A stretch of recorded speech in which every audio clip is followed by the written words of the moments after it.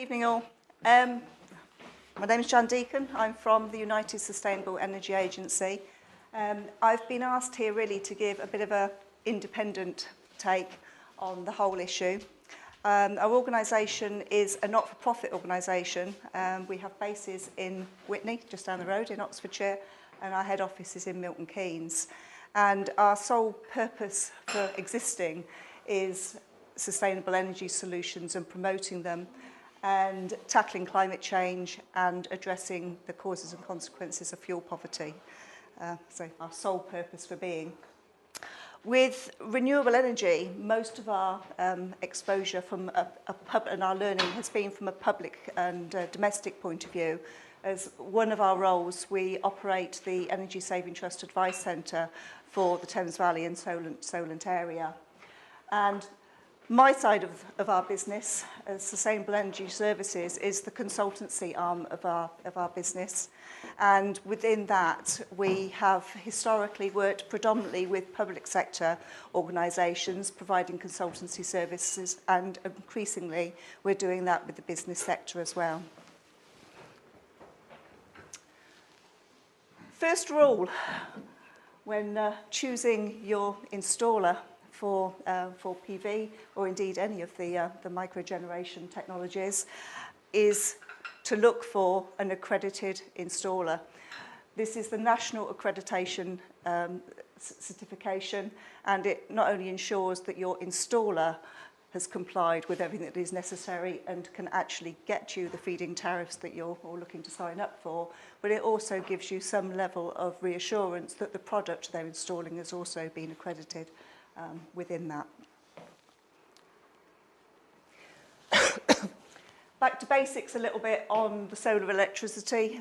Sorry to those of you, for this is literally teaching to suck eggs, but for some of you it might be new. Literally, the photovoltaic panels obviously act as the generator on your roof. They contain silicon, and the silicon naturally reacts with sunlight to produce electricity. Very simple, no moving parts, probably the simplest of the renewable technologies that currently exist.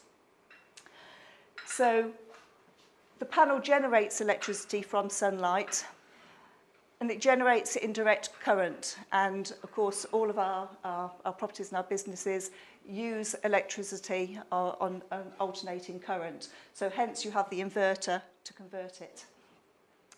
The next bit is slightly confusing because it refers to an export meter, and the way that it's currently working is you actually have a generation meter rather than an export meter.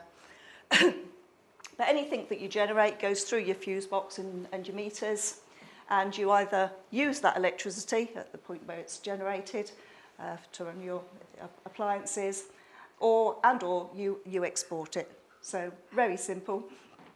The little diagram down to the bottom right there just shows that there is an optimum direction and roof pitch for generation. So generally speaking, south is the best, and the further out of south that you get, the less generation potential that you've got.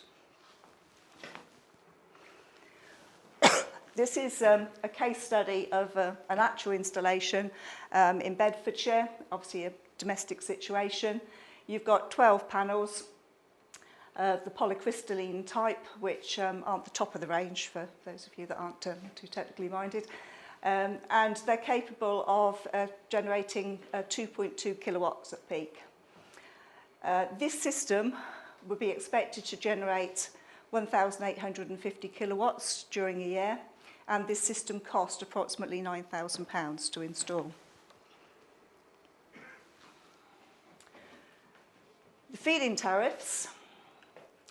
So, as we just said, you can either use the electricity that's been generated.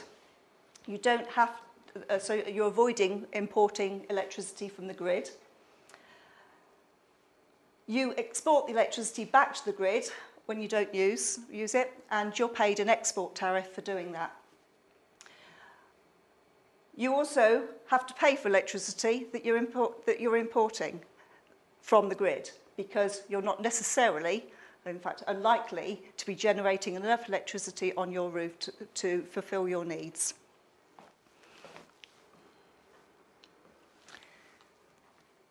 excuse all the numbers, the levels of feed-in tariffs, you can basically ignore year one because that's the year that's just gone, but I've left it in there just to give you some indication of the direction of travel of the tariffs that are paid. I've left a wind one in there just as a bit of comparison so that you can see that there are tariffs paid for other technologies.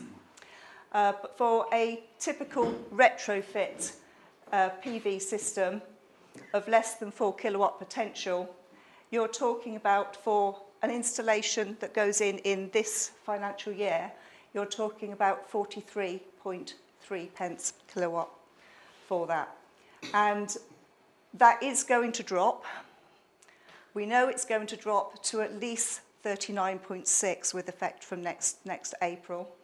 But I think it's a slide later on. I mentioned there is a review going on. It's supposed to be going on now, but it doesn't appear to have started fully, of what those tariffs are going to be. So the honest answer is nobody at this moment in time knows exactly what the future tariffs are going to be, but they're likely to be no better than and probably worse than 39.6 in the future.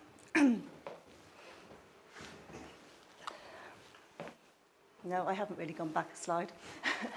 This is to show the potential of this one case study. So if it's generating the predicted 1,850 kilowatts in the year, get paid the generation tariff of 43.3 for that, so £801.05. There is an assumption at the moment, because the export meter system isn't working quite like it was anticipated it would, assumptions are being made about the amount of electricity that you're going to export at 50% of what is generated. And those of you with a good memory will have noted in that previous slide that the export tariff down the bottom there is 3.1 pence per kilowatt. So in this case, they would get £28.68 for that 50% that they're exporting, and a total payment for the year of £829.73. They're also saving, of course, because they're using some of that electricity directly.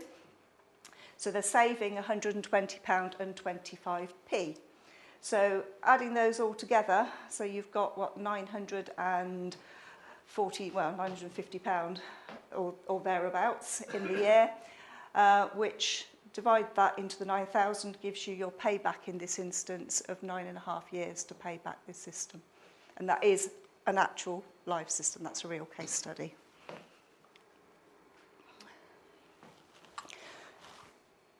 Some key points on the feed-in tariffs.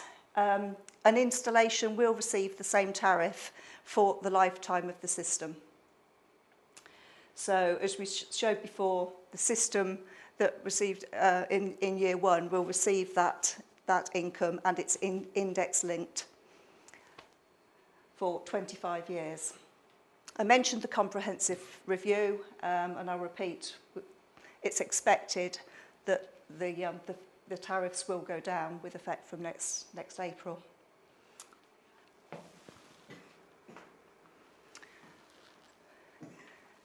More geared up for the domestic market than for the business. We as an organisation have operated Cocoon Your Home as an insulation scheme for more years than I care to remember. The council endorses it. In fact, if you've been dwelling around downstairs, you'll see the Bicester insulation deal is run through Cocoon Your Home. And we've recently launched our solar service for that.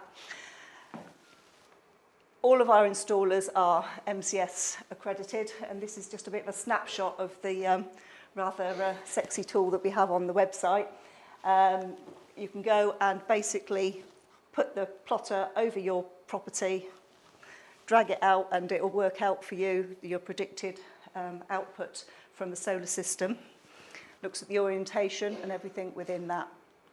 And if you carry on through, it will actually generate for you this report, which gives you an estimate of the returns that you'll get on there.